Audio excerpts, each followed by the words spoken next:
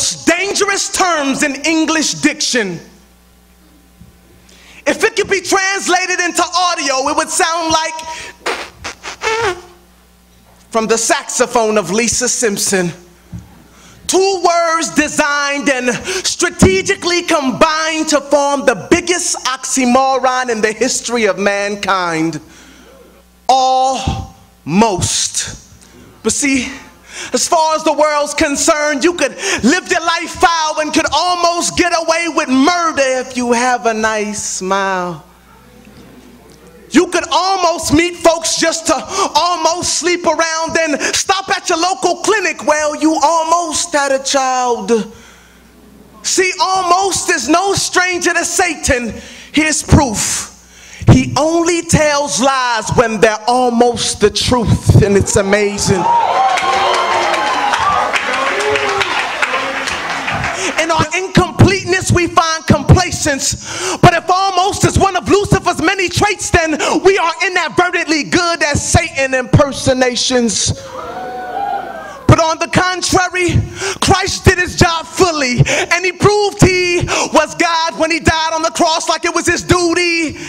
And to pardon my iniquities that I committed rudely, he resurrected from the grave just to tell death to excuse me.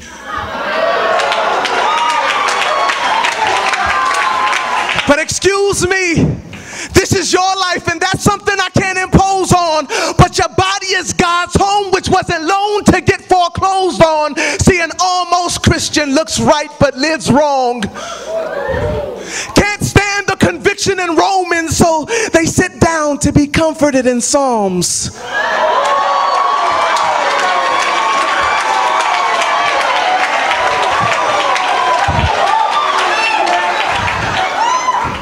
Never understood worship, but love to sing songs like, I surrender all.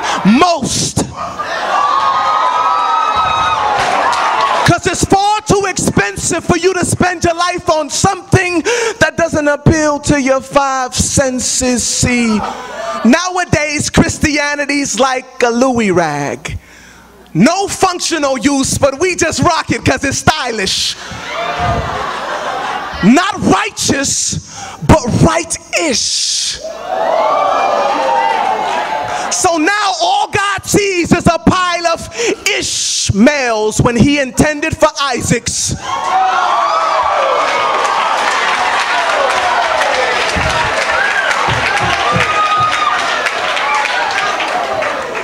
And we're moved by how we feel, so we're saved when we feel like it. So technically we've never really been saved, we merely tried it. So no wonder why we're never sold out when we return it after we buy it now.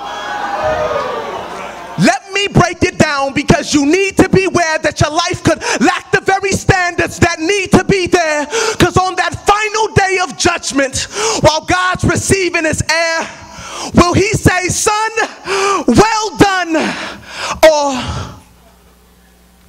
medium rare? Because even by worldly standards, it'll be highly insane for you to start spending all of your money days before you almost get paid. Like parents, you wouldn't send your kids to a school that's almost safe. And ladies, would you really date a man who claims he's almost straight?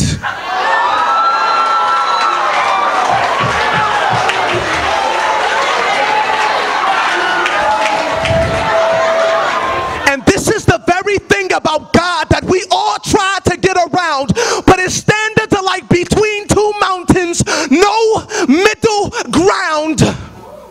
So a halfway life is unprofitable to you. Because after all the Sunday services, Bible studies, and prayer meetings, and everything that goes between, God will say, I never knew you. But that's not even the worst part of living your life as neutral. It's that you were once Arctic, but it's your warmness that is causing him to spew you. And this is the very thing that had me. I was bound and held down by the unforgiving gravity of my spiritual reality. I was a Christian, or at least I portrayed the fantasy. with a filthy personal life, but God bless you, brother. How you doing, sister? Personality. I was a male enveloped by guilt because I was stamped a sinner. I said I was a male enveloped by guilt because I was stamped a sinner. My message couldn't be received because I didn't represent the sender, yet I was almost delivered. Till that one day that I totally, absolutely, and completely surrendered, I took heed to a modern prophet who proclaimed it was time for change. Now I'm no longer bound to sin, point blank, off the chain. You could ask Umar Abdul Muttalib. He'll tell you the same. You don't almost go to jail when you almost blow up a plane. Like you don't almost go to hell when you almost get saved. Despise the cross that he was slain and thus the cause in which he came. But don't worry, I'm almost done. But before I leave this stage, we have all worked in sin and death was minimum wage. I said, we've all worked in sin and death was minimum wage. But if it wasn't for Christ, we would have almost got paid.